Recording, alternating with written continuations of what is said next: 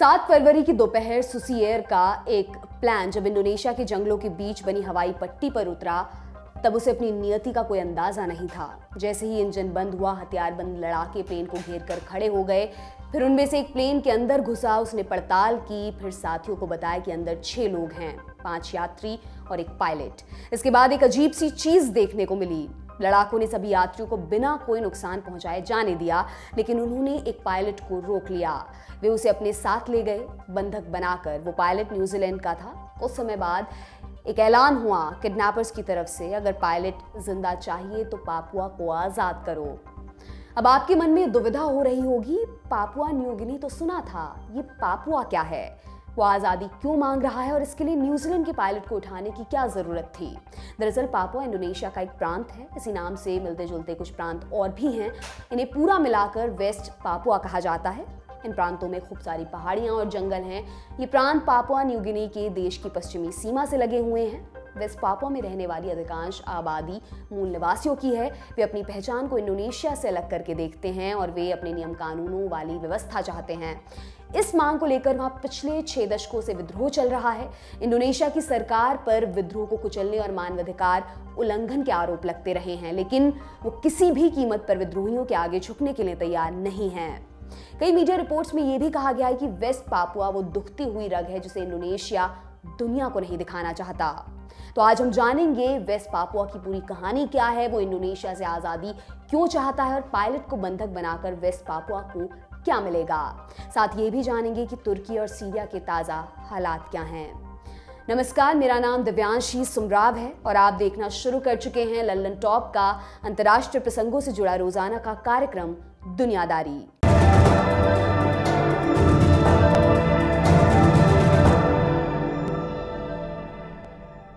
सबसे पहले नक्शा देखिए। ऑस्ट्रेलिया के ऊपर समुद्र में कुछ छोटे छोटे आइलैंड्स दिखते हैं।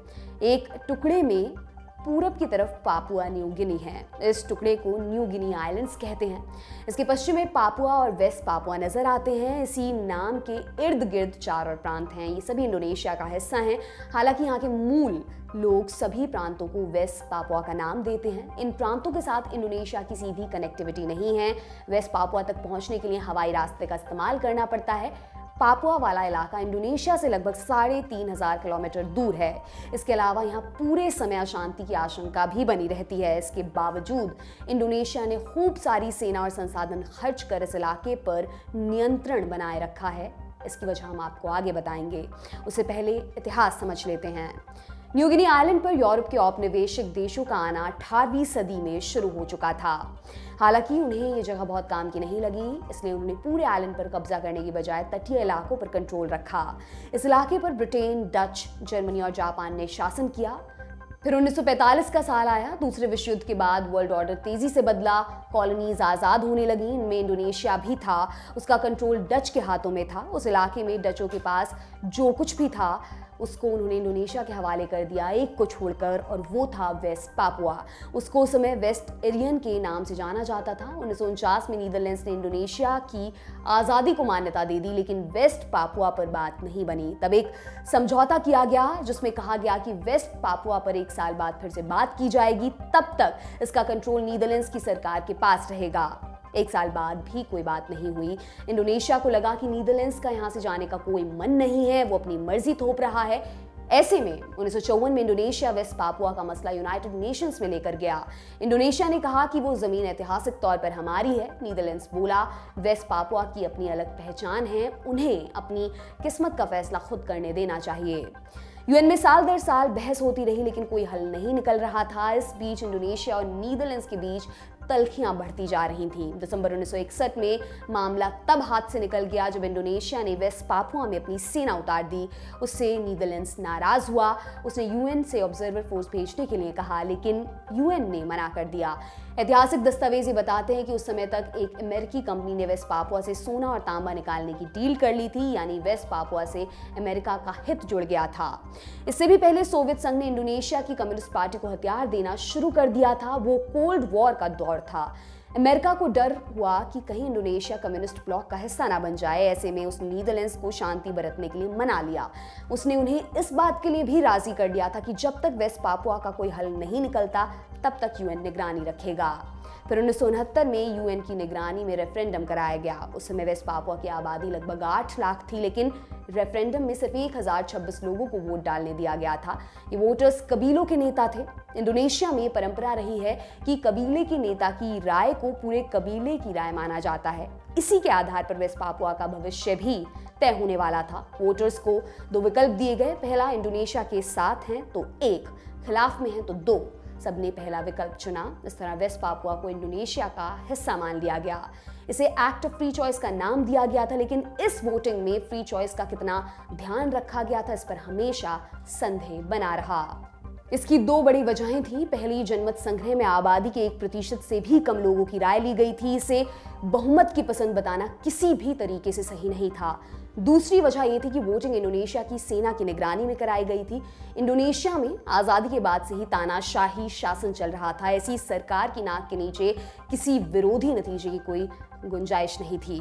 इसके कारण जनमत संग्रह की वैधता को लेकर खूब सवाल उठे। यूएन से मांग की गई कि इस जनमत संग्रह को मान्यता ना दी जाए, लेकिन यूएन ने इस तरफ कोई ध्यान नहीं दिया। यह आगे चलकर एक बड़े आंतरिक विद्रोह का बीज बोने वाला था, और यही हुआ भी।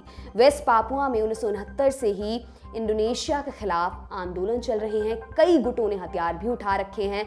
उनकी एक ही मांग है, इंडोनेशिया से आज़ादी। इसके 3 बड़े कारण हैं। Number 1, act of no choice. Indonesia सरकार 1969 के जनमत संग्रह के आधार पर वेस्ट पापुआ पर शासन करती है, लेकिन अधिकांश आबादी उसको अवैध मानती है। उनका मानना है कि उन्हें कभी अपनी पसंद बताने का मौका दिया ही नहीं गया। नंबर 2, धार्मिक विभेद। इंडोनेशिया एक मुस्लिम बहुल आबादी वाला देश है। लगभग 87% आबादी इस्लाम को मानती है। इसके बरक्स अधिकतर वेस्ट पापुआ वाले ईसाई धर्म को मानते हैं। 1969 के बाद से इंडोनेशिया ने वेस्ट पापुआ में लाखों मुस्लिमों को बसाया है। 1960 से पहले तक पापुआ में पापुआ के मूल निवासियों का हिस्सा 97% था। 2000 में आंकड़ा घटकर 50% पर आ गया। मतलब ये कि वेस्ट पापुआ में मुस्लिम आबादी का आकार बढ़ता जा रहा है। मूल निवासियों को डर है कि एक दिन उनकी अपनी पहचान गौण कर दी जाएगी। नंबर 3, नस्ल भेद। इंडोनेशिया की बहुसंख्यक आबादी वेस्ट पापुआ के लोगों को अपने से अलग मानती है। उन्हें बंदर कहकर अपमानित किए जाने की कई घटनाएं सामने आ चुकी हैं। इसके खिलाफ प्रोटेस्ट भी हुए हैं, लेकिन उसका कोई फायदा नहीं हुआ। ऐसे में सवाल यह आता है कि इंडोनेशिया की वेस्ट पापुआ में इतनी दिलचस्पी क्यों है। इसकी भी 3 बड़ी वजहें नजर आती हैं। नंबर 1, जमीन। वेस्ट पापुआ के पास इंडोनेशिया की कुल जमीन का 24% हिस्सा है। इसकी तुलना में आबादी में उसकी हिस्सेदारी 2% से भी कम है। इंडोनेशिया के कई बड़े शहरों में आबादी कंट्रोल से बाहर होती जा रही है। उनके पास जमीन कम पड़ रही है। आने वाले समय में वेस्ट पापुआ से ये कमी पूरी कर सकता है। नंबर 2, पैसा। वेस्ट पापुआ में ग्रासबर्ग खदान है। यहाँ दुनिया के सबसे बड़े सोने के भंडार हैं। इसी प्रांत में तांबे की विशालकाय खदानें भी हैं। इसके अलावा दूसरे प्राकृतिक संसाधनों की भी भरमार है। ये संसाधन इंडोनेशिया की कमाई का एक बड़ा साधन है। अगर वेस्ट पापुआ उनके हाथ से निकलता है तो उनकी कमाई रुक जाएगी। नंबर 3, प्रतीक। डचों ने इंडोनेशिया पर लगभग 350 सालों तक शासन किया। इंडोनेशिया ने लड़कर आज़ादी हासिल की। वेस्ट पापुआ को हासिल करने के लिए उन्हें और खून बहाना पड़ा, इसलिए ये उनकी स्वतंत्र पहचान का एक हिस्सा बन गया है। वे इस प्रतीक को किसी भी स्थिति में नहीं छोड़ना चाहेंगे। अब बात यह आती है कि वेस्ट पापुआ का भविष्य क्या है। वेस्ट पापुआ में हिंसक संघर्ष दशकों से चला आ रहा है। हालांकि इसका खामियाजा सबसे ज्यादा आम लोगों को भुगतना पड़ता है। विद्रोही गुट छिटपुट हमला करके सरकार पर दबाव बनाने की कोशिश करते हैं। बदले में सेना पूरे इलाके को निशाना बनाती है। इस संघर्ष में अभी तक हजारों लोग मारे गए हैं, लाखों लोग विस्थापित हुए हैं। वेस्ट पापुआ में गरीबी और बेरोजगारी की समस्या भी है। सोलोमन आइलैंड्स और वेनाउटू जैसे देशों ने यूएन में वेस्ट पापुआ का मुद्दा उठाया जरूर, लेकिन उन्हें पर्याप्त समर्थन नहीं मिला। इस इलाके का सबसे बड़ा देश ऑस्ट्रेलिया वेस्ट पापुआ के मुद्दे पर इंडोनेशिया के साथ है। ऑस्ट्रेलिया सरकार वेस्ट पापुआ में मिलिट्री ऑपरेशन चलाने वाली आर्मी यूनिट्स को ट्रेनिंग भी देती है। ऐसी स्थिति में वेस्ट पापुआ की जनता के सामने 2 ही रास्ते बचते हैं। पहला, अपनी नियति स्वीकार कर लेना, या दूसरा, अपने संघर्ष को जारी रखना। एक ऐसा संघर्ष जिसका छोर किसी को भी नहीं पता है। और आज हम ये कहानी आपको क्यों सुना रहे हैं ये भी बता देते हैं। जैसा कि हमने शुरुआत में बताया, पापुआ में न्यूजीलैंड के एक पायलट को किडनैप कर लिया गया है। किडनैपर्स ने बाद में प्लेन में आग लगा दी। इसकी जिम्मेदारी वेस्ट पापुआ लिबरेशन आर्मी ने ली है। ये फ्री पापुआ ऑर्गेनाइजेशन यानी कि ओपीएम का मिलिट्री विंग है। ओपीएम की स्थापना 1965 में हुई थी। इसमें वेस्ट पापुआ की आज़ादी के लिए लड़ने वाले कई संगठन शामिल हैं। पायलट को किडनैप करने के बाद गुट के प्रवक्ता ने कहा, हम तब तक बंधक को नहीं छोड़ेंगे जब तक कि पापुआ को आज़ाद नहीं कर दिया जाता। हमने पायलट को इसलिए पकड़ा है क्योंकि न्यूजीलैंड भी इंडोनेशिया को सैन्य मदद देता रहा है। इंडोनेशिया ने पायलट की तलाश के लिए अपनी टीम रवाना की है। न्यूजीलैंड के प्रधानमंत्री ने भी पायलट को बचाकर निकालने की बात कही है, लेकिन अभी तक पायलट का कोई पता नहीं चल सका है। मीडिया रिपोर्ट्स के अनुसार बाकी के 5 यात्री पापुआ के मूल निवासी थे, इसलिए उन्हें आराम से जाने दिया गया। और जहां तक मांग की बात है, जानकारों का ये कहना है कि इंडोनेशिया सरकार विद्रोहियों की मांग किसी भी कीमत पर नहीं मानेगी। ये उनकी स्टेट पॉलिसी के खिलाफ है। राष्ट्रपति जोको विडोडो कई दफे दोहरा चुके हैं कि वेस्ट पापुआ में सिर्फ और सिर्फ इंडोनेशिया का शासन चलता है। हालांकि इस किडनैपिंग ने इंडोनेशिया को और सख्त होने का बहाना जरूर दे दिया है। इस मामले पर हमारी नजर बनी रहेगी। फिलहाल हम चलते हैं तुर्की और सीरिया, जहां भूकंप से मची तबाही लगातार बढ़ती जा रही है। अपडेट्स जान लेते हैं।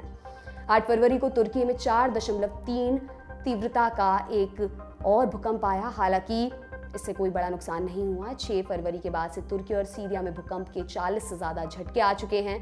तुर्की और सीरिया में भूकंप से मरने वालों की संख्या 11,000 के पास पहुंच गई है। जैसे जैसे मलबा हटाया जा रहा है, वैसे वैसे उसमें दबी हुई लाशें बाहर आ रही हैं और मृतकों की संख्या में इजाफा लगातार हो रहा है। 8 फरवरी को तुर्की के राष्ट्रपति रेसिप तैयप एर्दोआन भूकंप से प्रभावित इलाकों का निरीक्षण करने पहुंचे। उन्होंने कहा है कि देश के 1 करोड़ 30 लाख लोग भूकंप से प्रभावित हुए हैं। उन्होंने 10 प्रांतों में आपातकाल भी लगा दिया है।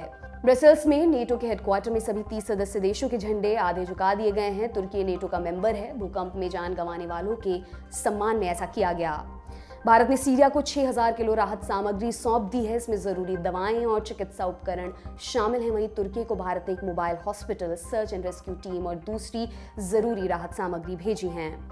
चीन ने सीरिया को करीब 36 करोड़ रुपए की मदद की पेशकश की है। इससे पहले बीते दिन चीन ने तुर्की को लगभग 49 करोड़ की सहायता देने का ऐलान किया था। अफगानिस्तान का तालिबान प्रशासन भी आपदा में मदद के लिए आगे आया है। उसने दोनों देशों के लिए संयुक्त रूप से 1 करोड़ 36 लाख रुपयों की मदद की घोषणा की है। अफगानिस्तान खुद भी एक गंभीर आर्थिक और मानवीय संकट की चपेट में इस वक्त है। यूएन में सीरिया के एक डिप्लोमेट ने कहा कि प्रतिबंधों की वजह से सीरिया तक मानवीय सहायता पहुंचने में दिक्कत आ रही है। जो देश मानवीय सहायता भेजना भी चाहते हैं, वे कार्गो प्लेन का इस्तेमाल नहीं कर सकते। इस वजह से हमें मदद नहीं मिल पा रही है। उन्होंने यूएन के सभी सदस्य देशों से मदद की अपील की। इस भूकंप में ऑस्ट्रेलिया के 4 नागरिक लापता हैं। वे भूकंप के समय वहीं पर मौजूद थे। ऑस्ट्रेलिया ने राहत और बचाव के लिए अपनी टीमें रवाना की और लगभग 82,000 करोड़ से ज्यादा की मदद का ऐलान किया है। मेक्सिको ने भी बचाव अभियान के लिए अपने खास रेस्क्यू डॉग्स भेजे हैं। ये कुत्ते सर्च एंड रेस्क्यू मिशन में महारत रखते हैं। मेक्सिको ने कुल ऐसे 16 कुत्ते भेजे हैं। मेक्सिको अपनी भौगोलिक स्थिति की वजह से खुद भी भूकंप झेलता रहता है। तुर्की में अंतर्राष्ट्रीय फुटबॉल खिलाड़ी क्रिश्चियन अत्सू को मलबे से बाहर निकाल लिया गया है। वे अभी अस्पताल में भर्ती हैं। उनकी हालत स्थिर बताई जा रही है। घाना फुटबॉल एसोसिएशन ने ट्वीट कर इस बात की जानकारी दी। तुर्की और सीरिया से तबाही के मंजर लगातार सामने आ रहे हैं। कई विजुअल्स दिल दहलाने वाले हैं। इनमें से एक तस्वीर अभी आपकी स्क्रीन पर मौजूद है। ये तस्वीर तुर्की के खारमान मारस की है। इस तस्वीर में मेसुत हैंसर अपनी 15 साल की बेटी के बेजान हाथ पकड़े बैठे हैं, जबकि उनकी बेटी का शरीर मलबे में दबा हुआ है। ये फोटो न्यूज़ एजेंसी AFP के फोटो जर्नलिस्ट एडम अल्टन ने ली है। ये तुर्की और सीरिया के लिए अंधकार से भरा वक्त है, मगर इसी अंधकार से निकलकर नई सुबह बुनना इंसान की फितरत रही है। पीड़ित परिवारों के साथ हमारी संवेदनाएं हैं। उम्मीद करते हैं अगली सुबह कुछ बेहतर लेकर आएगी, और इसी उम्मीद के साथ मैं विदा लेती हूँ। शुक्रिया, शुभ रात्रि। सिर्फ 59 रुपए महीने में पाइए YouTube पर LT प्रीमियम। किसी भी प्लेटफॉर्म से 3 दिन पहले देखिए हमारे प्रीमियम प्रोग्राम जैसे guest in the news room, किताब वाला आदि। इसके अलावा बहुत कुछ। सब्सक्राइब करने के लिए ललन टॉप के YouTube चैनल पर जाकर क्लिक करें ज्वाइन बटन।